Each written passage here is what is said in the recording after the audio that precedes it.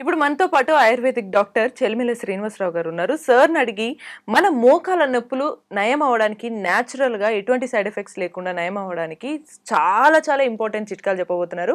సార్‌ని అడిగి తెలుసుకుందాం. నమస్తే సార్, ఎలా నమస్కారం ఉన్నారు అండి. సార్? చాలా సార్, బాగున్నానండి. నేనన్నట్టుగానే చాలా ఇంపార్టెంట్ చిట్కాలు మీరు కొత్తయి కరెక్ట్. చెప్తున్నారు. రైట్. సో, ఈ మోకాళ్ళ నొప్పులు తగ్గటానికి చాలా మందికి ఈ మధ్య చిన్న పిల్లలకు గూడా వస్తున్నాయి. ఒక 2 ఫ్లోర్స్ ఎక్కంగానే అమ్మ నా మోకాళ్ళ కరెక్ట్. నొప్పొస్తుంది అంటున్నారు. రైట్. కాళ్ళు నొప్పి గాదు, మోకాళ్ళ మోకాలు నొప్పొస్తుంది అంటున్నారు. నొప్పులంటారు. రైట్. So, right. మరి అసలు ఎందుకొస్తుంది? దాన్ని ఒకవేళ తగ్గించుకోవాలంటే నేచురల్‌గా చిట్కాలు రైట్. ఏం చెప్తారు? అంటే మీరు చూస్తే మోకాలు నొప్పులనేవి 2 రకాలుంటుంది. హ్మ్. ఒకటంటే ఏజ్డ్ వల్ల వచ్చింది. ఒక ఏజ్ అయిపోయిన తర్వాత ఎముకలు అరుగుతాయి కాబట్టి అక్కడ ఉండాల్సిన గుజ్జు తగ్గిపోయి అరుగుతుంది. అవును. ఇంకోటి రుమటాయిడ్ ఆర్థరైటిస్, అది ఏజ్‌తో సంబంధం లేకుండా బ్లడ్‌లోనే యాంటీజెన్స్ అంటే సొంత బ్లడ్ సెల్సే జాయింట్స్‌ని డ్యామేజ్ చేస్తుంది. ఓకే. ఇవి కాకుండా ఇప్పుడు క్లినికల్స్‌లో చూస్తుంది ఏంటంటే, నార్మల్‌గా ఎవరికి అంటే ఆర్థరైటిస్ అవసరం లేకపోయినా కొంచెం దూరం నడిచేసరికి నాతో అవ్వట్లేదు, నాకు మోకాలు నొప్పులంటారు. అంటే ఎందుకంటే మనం తీసుకునే ఫుడ్ అలాంటివున్నాయి. అంటే శరీరానికి కావాల్సిన పోషకాహారాలు ఉన్న ఫుడ్ తీసుకోకపోవడము, ల్యాక్ ఆఫ్ ఎక్సర్సైజ్ కూడా. మీరు చిన్న పిల్లలని చెప్పారు. నిజంగానే వాళ్ళకి ఎక్సర్సైజ్ అనేది తగ్గిపోయినప్పుడు ఏ చిన్న యాక్టివిటీ చేసినా చాలా నీరసము, నొప్పులంటారు. అయితే ఇప్పుడు మన లిమిట్ చేసేదేంటి మోకాలు నొప్పులనేది అనుకుంటే, అంటే ఒక ఏజ్ తర్వాత ఇట్స్ ఎ డీజనరేటివ్ అంటాం. అంటే మన శరీరం ఒక 40, 45 సంవత్సరాలు మేనేజ్ చేసిన తర్వాత అది అరగడం అనేది చూస్తూ ఉంటాం. అవును. అయితే ఒక 60, 70 ఇయర్స్ వాళ్ళలో అరిగితే అది కామన్ అంటాం. బట్ 40, 45 ఇయర్స్‌లోనే అరుగుతుంది అంటే ఎక్కడో మన నెగ్లిజెన్సీ ఉంది. అంటే ఐదర్ ఓవర్ స్ట్రెచ్ అంటాం. చూస్తే చాలామంది ఎక్కువసేపు నిలబడ్డము, మెట్లెక్కడం, దిగడాలు, అలానే ఒబేసిటీ అధిక బరువు ఉండడము, ఆ అధిక బరువును కంట్రోల్ చేయలేకపోవటము, ఇవన్నీ కూడా కారణాలుగా చూస్తుంటాం. అవును. హ్మ్. అయితే చిట్కాల కన్నా ముందు అసలు మనం చేయాల్సినవి తెలుసుకోవాలి. చిట్కాలు యెస్. ట్రీట్మెంట్ ఎలాగో డెఫినెట్‌లీ హెల్ప్ అవుతాయి. హ్మ్. ఫస్ట్ మనకు తెలియాల్సింది ఏంటంటే అసలు అనొచ్చు. అంటే మోకాలు నొప్పులు రాగానే మనము ఏం చేయాలి అంటే, మనకు చాలా హింట్స్ తెలుసుకోవడం ఎలా అనేది హ్మ్. ఫస్ట్. మనం చేసే రోజువారీ యాక్టివిటీస్‌లో ఇబ్బంది అనిపించినప్పుడే మనం అర్థం చేసుకోవాలి. హ్మ్. ఇప్పుడు ఇక్కడి నుంచి కొంచెం దూరం నడవలసి వెళ్ళాలి. అంటే అబ్బా! నాతో అవ్వట్లేదు, పెయిన్ లాగా ఉంది. లేస్తున్నప్పుడు సౌండ్స్ లాంటివి వస్తున్నాయి హ్మ్. మోకాల్లో. హ్మ్. చాలా ఇబ్బందిగా మూవ్ హ్మ్. లేదా స్టెప్స్ కొంచెం ఎలా మూవ్‌మెంట్ ఇచ్చినప్పుడు అదేదో డిస్‌ప్లేస్ అవుతుందేమో అనే అవుతున్నట్టు ఫీలింగ్ ఫీలింగ్ రావడం. లాంటిది, వాపు లాంటివి వచ్చినప్పుడే మనం గుర్తించాలి. సంథింగ్ అంటే ఎందుకంటే ఒక ఎముక అరగడానికి 2-3 సంవత్సరాలు పడుతుంది. అది హ్మ్. టక్కున అరిగిపోవు. ఆ 2-3 ఓకే. సంవత్సరాలు మనం ఏం చేస్తాము? ఏం గాదు, నేను మెట్లెక్కేస్తాను, నాకు అవి చేస్తాను, కావాలంటే రెస్ట్ తీసుకుంటానంటారు. కానీ హ్మ్. జరగాల్సిన డ్యామేజ్ అంతా జరుగుతుంది. సో, అందుకే ముందుగా గుర్తిస్తే ఫస్ట్ గుర్తించడంలో నేను చెప్పాను కదా! మనం చేసే రోజువారీ యాక్టివిటీస్‌లో ఇబ్బందులు ఎదురైనప్పుడు దీనికి చేయాల్సింది మెడిసిన్స్ కూడా కాదు. ఒక ప్రాపర్ వ్యాయామం అంటాం. అంటే కండరాలకి పోషణ వచ్చేవి. లైక్ 2 లెగ్స్‌ని పైకనడము, హ్మ్. స్ట్రెచింగ్ చేయడము, అండ్ హ్మ్. ఇంకా ఈజీగా మనకి ఇంట్లో దొరికే నువ్వుల నూనెని కొంచెం అప్లై చేసుకోవడము. సో, ఇలా వేడి చేసా వేడి సార్? చేసి అప్లై చేసుకోవడము, పొద్దున పూట కొంచెం ఎండలో ఉండడము, ఇవి చేయటము. అలానే కాల్షియం రిచ్ ఫుడ్స్ లాంటివి, పాలు కానియండి, మెంతి కూర, ఇలాంటి కొంచెం ఫుడ్స్ మనం తీసుకొని వెయిట్‌ని కంట్రోల్ చేసుకోగలిగితే మనం అవాయిడ్ చేయగలుగుతాం.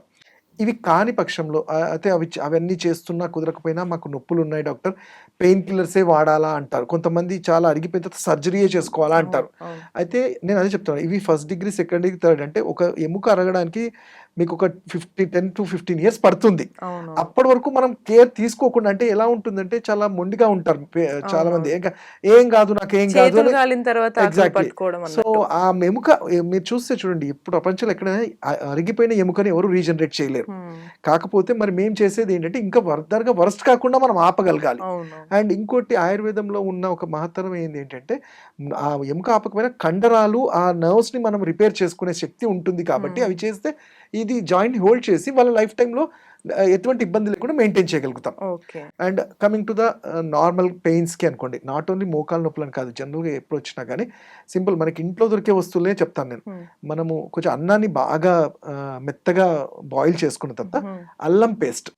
ఓకే. ఎందుకంటే అల్లంలో మీరు చూసుకుంటే శొంఠి అంటాం. శొంఠి అల్లంలో యాంటీ ఇన్‌ఫ్లమేటరీ ప్రాపర్టీస్ చాలా ఉంటాయి. హ్మ్. ఈ అల్లం ఏం చేస్తుంది, ఎప్పుడైతే అన్నంలో కలిపి అలానే కొంచెం పాలు కలిపి పేస్ట్ లాగా చేసి కట్టులాగా కట్టడం వల్ల ఓకే. కండరాల్లో ఈ స్టిఫ్‌నెస్ ఏదైతే మజిల్ స్టిఫ్ అయిపోయి ఉంటుందో వాసో డైలేషన్ అంటాం. అంటే ఆయిల్ ఎప్పుడైనా ఆయిల్ మీడియం ఎందుకు చెప్తాము? ఆయిల్ పెట్టగానే ఆయిల్ మొత్తం వెళ్ళిపోదు. హ్మ్.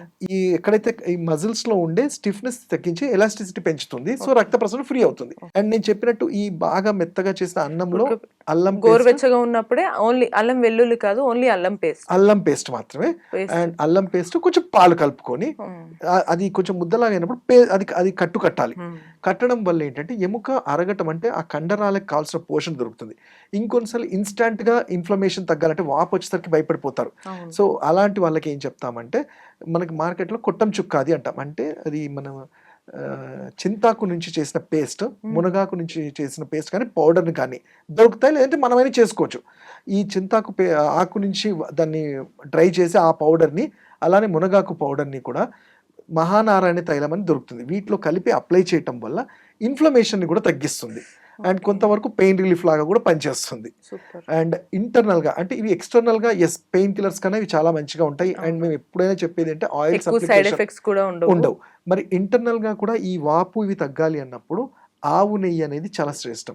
దాన్ని ఆయుర్వేదంలో వాతము పైత్యము రెండూ తగ్గుతాయి.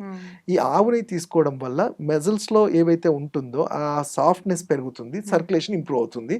అలానే పిప్పళ్ళు, జనరల్గా మనం అందరము మిరియాలు యూజ్ చేస్తాం, ఈ పిప్పలి పౌడర్ దాన్ని తీసుకొచ్చి ఫ్రై చేసి కొంచెం కూరల్లో వాటిలో వేసుకోవడం వల్ల ఇమ్యూనిటీ పెరిగి ఈ జాయింట్స్ కి తగ్గ స్ట్రెంగ్త్ కూడా మనకి వస్తూ ఉంటుంది. Okay okay.